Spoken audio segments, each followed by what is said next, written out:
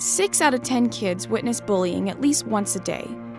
9 out of 10 LGBT students experience harassment at school and online.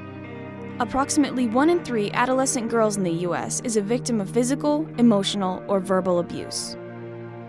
What happens when a community works together to give kids the tools to intervene when they witness violence and bullying? Get parents talking about bullying and dating violence. Foster positive school climates where all staff members are equipped to effectively handle bullying situations. And implement long-term systemic change toward preventing bullying. The top-down model, the authoritative figure thing, in my time as administrator, it doesn't work. The kids aren't running the building, but the kids do have a huge piece in how this building is run, absolutely. There are issues. We have 1,400 kids in this building at given times of every day. We have every issue that a small town would have. The number one thing going into a school was to create a culture where students felt respected and they felt listened to. We let kids be kids, but we also put the ownership back on them. A situation that in the past would have blown up into a fight or an argument and brought to the office now is diffused before it ever gets to that point. Now it's diffused by students, by their peers. Our students said, we're going to own this building. We are going to own how this community feels about us, what goes on in our hallways, and we're going to make a difference starting today. We are all family. We are all Wolverines. In 2006, the Waite Institute for Violence Prevention, in partnership with Futures Without Violence, Mentors in Violence Prevention, Second Step, and the Workplace Bullying Institute, launched a 5-year, multi-partner, multi-system violence and bullying prevention initiative. It takes courage to stand up. It takes courage to do the right thing. And the important thing is when somebody stands up and does the right thing, you have to stand there with them. You have to stand side by side with them, not behind them, side by side, and show them we're in this thing together. People are way more apt to step in and help out kids that are fighting or whatever's going on and just say, hey, I'm here if you want to talk.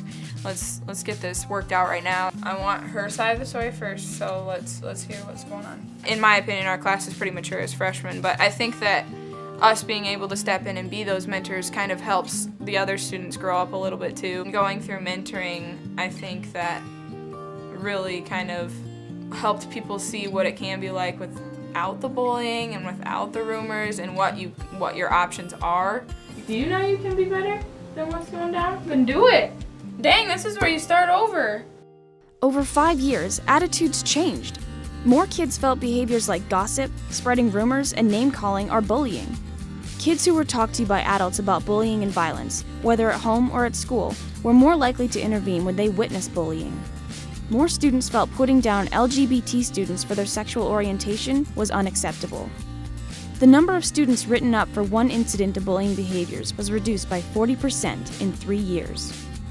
The percent of students written up for repeated bullying behaviors in grades 9 through 12 was reduced by 60% in 3 years.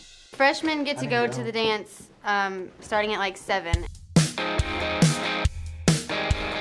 of the kids were standing off to the side, and then Tucker saw this girl and she was kind of frustrated because nobody wanted to dance with her. Charlie brought her over and they just started dancing with her. We accepted her and she felt so good. And it made me feel good because I'm like, wow, this is awesome. Like, we did something really cool here. It's all about leadership. It totally is. It's because we grew up with really awesome leadership. When you do get to know that kid and when you do see them smile and you can have fun together, which you probably wouldn't normally get to do that in the classroom, but on a dance floor, heck yeah, you can.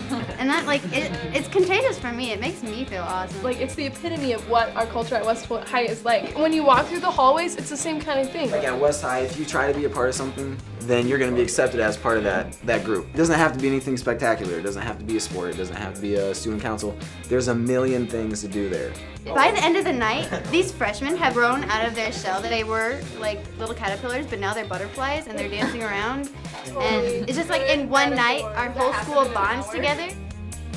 How can you be a part of a community in motion? Foster partnerships between community organizations, schools, parents, and students working to reduce bullying and violence. Encourage violence and bullying prevention program implementation at all grade levels.